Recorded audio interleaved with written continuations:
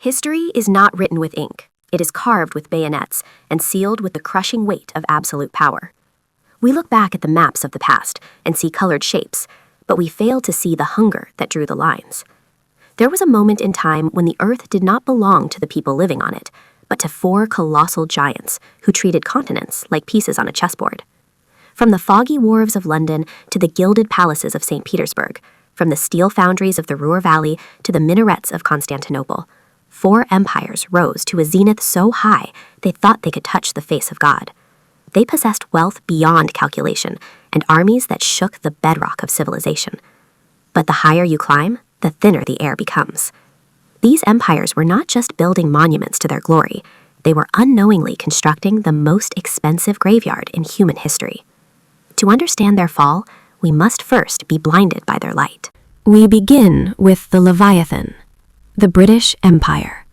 At its peak, it was a biological impossibility, a tiny island in the North Atlantic that somehow swallowed a quarter of the globe. The sun literally refused to set on the Union Jack, not out of respect, but because the British Navy had chained the daylight to their masts. Imagine a world where the pound sterling is the only language that matters. From the diamond mines of South Africa to the tea plantations of India, British dominance was total. It was a hegemony built on cold efficiency and the ruthless logic of the Royal Navy, a force so dominant that it didn't just patrol the oceans, it owned them. Victorian London was the beating heart of this beast, a city of smoke and velvet where the wealth of the world was hoarded. But when you own everything, you have everything to lose, and the world was beginning to get jealous. Yet, across the North Sea, a new challenger was forging a destiny not with ships, but with blood and iron. The German Empire did not grow organically. It was hammered into existence by the sheer will of Prussia. This was a nation that arrived late to the banquet of empires and decided to kick over the table. Under the spiked helmet of the Kaiser, Germany transformed into an industrial juggernaut that terrified its neighbors. Science, philosophy, and warfare were fused into a terrifyingly efficient machine. Their factories didn't just produce steel, they produced a new kind of national ego, one that demanded a place in the sun. The German peak was a flash of brilliance, the most educated workforce, the strongest army, and the most dangerous ambition. They looked at the British dominance and saw not a master, but a target. The fuse was lit, and the sparks were falling on dry grass. While the West modernized, the East slumbered under a blanket of snow and diamonds. The Russian Empire was a colossus of contradictions. It spanned 11 time zones, a landmass so vast it defied comprehension, ruled by a single man who believed he was chosen by heaven to hold the world in his palm. The Romanovs lived in an opulence that made Versailles look like a cottage. The Fabergé eggs, the Amber Room, the endless balls at the Winter Palace. It was a fairy tale written on the backs of starving peasants. Russia at its peak was a terrifying beauty, a frozen giant possessing the largest standing army the world had ever seen. But physics applies even to czars. You cannot build a skyscraper on a foundation of mud. The sheer weight of the Russian crown was cracking the spine of its people, and in the freezing alleys of St. Petersburg, the silence was about to be broken by a scream. And then there was the old lion, the Ottoman Empire. For centuries, it had been the center of the world, the bridge between East and West, the custodian of the holy cities. At its height, the Sultan cast a shadow that covered the Mediterranean, a cosmopolitan tapestry of nations united under the crescent moon.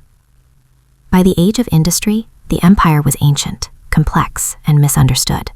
It was not dead, it was merely tired. Istanbul was still the city of the world's desire, a place where spies whispered in coffee houses and the fate of nations was decided in harems. The Ottomans possessed a resilience that baffled their enemies. They were the gatekeepers of the Orient, sitting on the most strategic real estate on earth. But wolves were circling the gate. The British, the Russians, the Germans.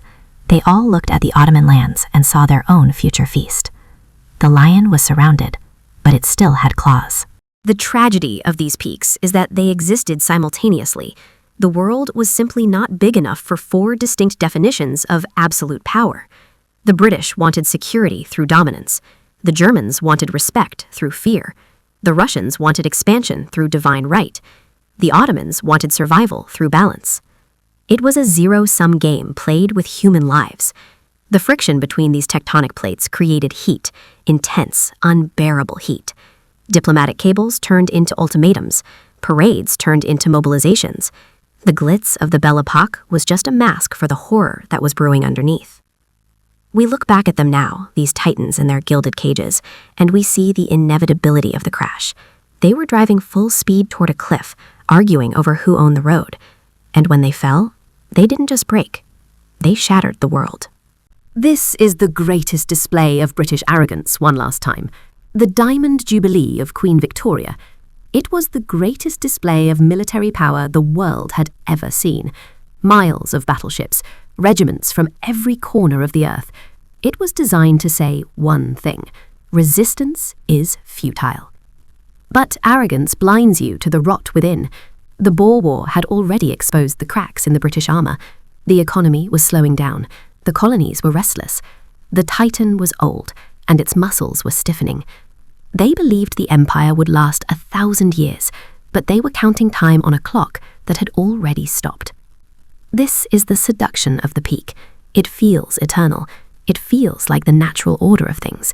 But history is a wheel, and the British were at the very top, oblivious to the fact that the wheel was turning downward. Contrast this with the German hunger. They didn't want to maintain a legacy. They wanted to steal one. The German high command was a cult of the offensive. They looked at the map and saw encirclement. France to the west, Russia to the east. Paranoia is a powerful fuel for an empire. They built the high seas fleet, not to protect trade, but to challenge the British god of the sea. It was a provocative, dangerous gamble. Every rivet driven into a German dreadnought was a diplomatic insult to London. They were poking the bear, convinced they could skin it. The tragedy of the German peak was its impatience. They had the science, the music, the culture to win the world peacefully over a century. But they wanted it now. They chose the sword, and in doing so, they guaranteed they would die by it. In Russia, the peak was a hallucination. The Tsar was the richest man in history, yet his empire was a medieval construct trying to survive in a modern world.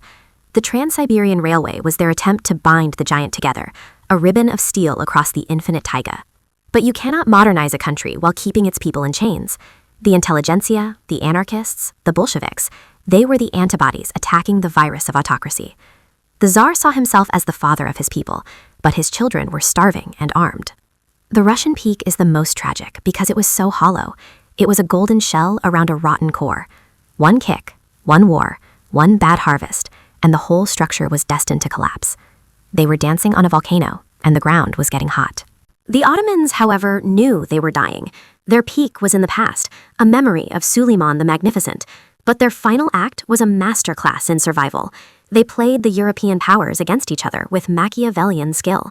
They were the sick man of Europe, but the sick man took a long time to die. The Young Turk Revolution tried to inject adrenaline into the dying heart. They wanted to modernize, to Turkify, to reclaim the glory. But nationalism is a double-edged sword for a multi-ethnic empire. When you tell people they are a nation, they start asking for their own borders. The Ottoman tragedy was one of fragmentation. The empire didn't explode. It dissolved. Bit by bit, the Balkans, North Africa, the Middle East fell away. They held on to the center with a desperate grip, but the periphery was already gone. The collision was inevitable. You cannot have 4 expanding universes in a finite space. The year 1914 was not an accident. It was a mathematical certainty. The British fear, the German ambition, the Russian pride, and the Ottoman desperation, all vectors pointing to the same coordinate: war. They marched their peaks into the trenches. The gold, the steel, the titles, the history, all of it was fed into the meat grinder. These empires didn't just lose a war, they committed suicide. They sacrificed their futures to preserve a past that was already dead. When the smoke cleared, the Tsar was dead in a cellar, the Kaiser was chopping wood in exile, the Sultan was a memory, and the British were bankrupt victors ruling a graveyard. The age of titans was over. The age of chaos had begun. We study these empires not to admire their power, but to learn from their hubris. They teach us that peak power is often the moment just before the fall. They remind us that nations are mortal, that systems fail, and that the map of the world is drawn in pencil, ready to be erased by the next giant who thinks they are immortal. The British, the Germans, the Russians, the Ottomans, they are gone. But the hunger remains. The desire to paint the map in one color never truly dies, it just changes flags. We walk on the ruins of their ambitions, unaware that we might be building the next ruins ourselves. Look closely at the horizon. The sun that set on them is rising on us. Are we any different? Or are we just the next chapter in the same bloody book?